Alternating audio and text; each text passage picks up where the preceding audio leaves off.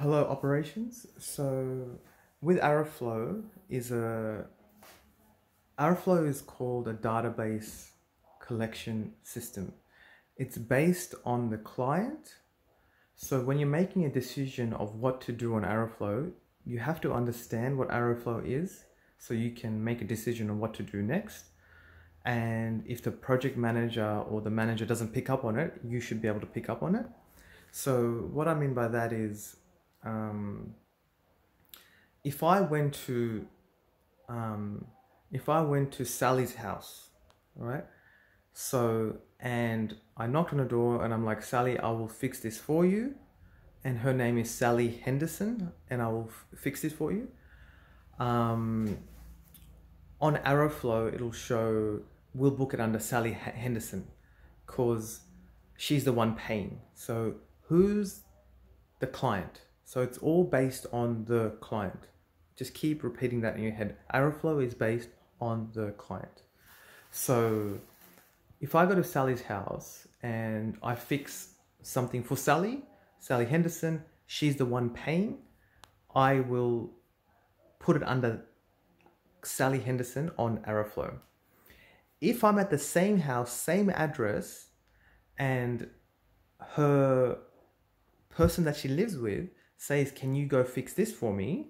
And his name is Brian Johnston, or Brian Henderson, doesn't matter. And he's the one paying, but he still lives at the same address.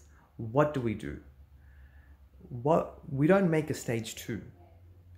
It's not a further job because the client has changed. What you need to do is create a new client called, whatever it was, Brian Henderson, Brian Johnston, doesn't matter. So it's not further work, it's not stage 2, it's not stage 3, even though it's at the same address, it's a separate clientele. Another scenario might be, we'll go